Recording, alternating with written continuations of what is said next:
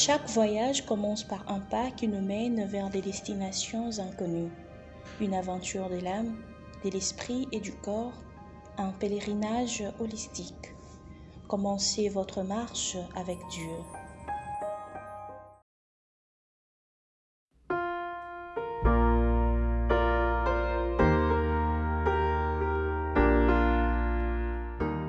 Bonjour famille et amis de la communauté sans frontières. Quel bonheur de nous retrouver encore une fois pour ce moment de réflexion biblique. Aujourd'hui, nous parlerons d'un autre thème puissant, la délivrance divine.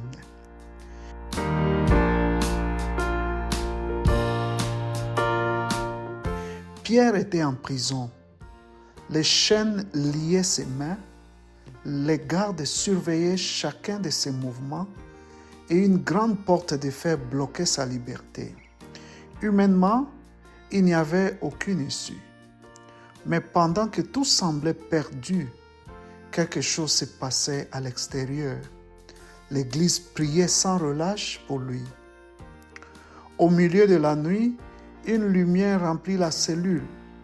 Un ange du Seigneur toucha Pierre et lui dit: Lève-toi vite. Acte 12, 7. Les chaînes tombèrent, les gardes restèrent immobiles et la grande porte de fer s'ouvrit d'elle-même. Pierre sortit libre, sans comprendre tout ce qui se passait, jusqu'à ce qu'il s'exclame: Maintenant je reconnais vraiment que le Seigneur m'a délivré. Acte 12, 11. La délivrance divine arrive souvent ainsi, en silence, pendant que d'autres prient pour nous, pendant qu'il semble que rien ne bouge. Dieu agit dans l'invisible, ouvrant des portes qu'aucun être humain ne pourrait ouvrir. Je me souviens de l'histoire d'une mère, Angèle, qui priait chaque nuit pour son fils Josué, emprisonné injustement. Les avocats disaient qu'il n'y avait aucun espoir, mais elle n'a jamais cessé de prier. Aujourd'hui, elle reçut un appel: Maman, je suis libre. L'affaire a été classée. Elle ne pouvait pas expliquer comment cela s'était produit, les lois, les juges, les décisions, mais elle savait qui était intervenu.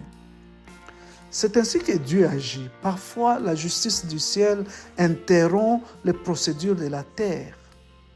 La délivrance divine ne libère pas seulement le corps, mais aussi l'âme, de la peur, du péché, de la fatigue et même du désespoir. Et la plus grande délivrance de toutes s'est produite à la croix du Christ. Là, Jésus a brisé les chaînes du péché et vaincu la mort en roulant la pierre du tombeau. La croix n'a pas été la fin, mais une porte ouverte vers la véritable liberté. À travers elle, nous pouvons tous expérimenter la puissance de la délivrance divine, être libérés, pardonnés et restaurés par son amour. Peut-être aujourd'hui, tu te tiens devant une porte de fer, fermée, lourde, impossible à bouger. Mais le même Dieu qui a libéré Pierre, agit encore.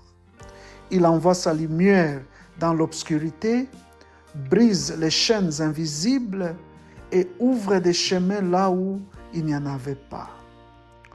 Crois, prie et attends, car lorsque tu pries, le Seigneur incline son oreille pour t'écouter et y répond nécessairement. Je te pose une question. Quelles sont les chaînes dans ta vie que tu pourrais amener au Seigneur pour les briser? Ce fut une joie de partager ces moments ensemble. Que la paix et la grâce de Dieu t'accompagnent toujours. À très bientôt pour notre prochaine réflexion de la communauté sans frontières.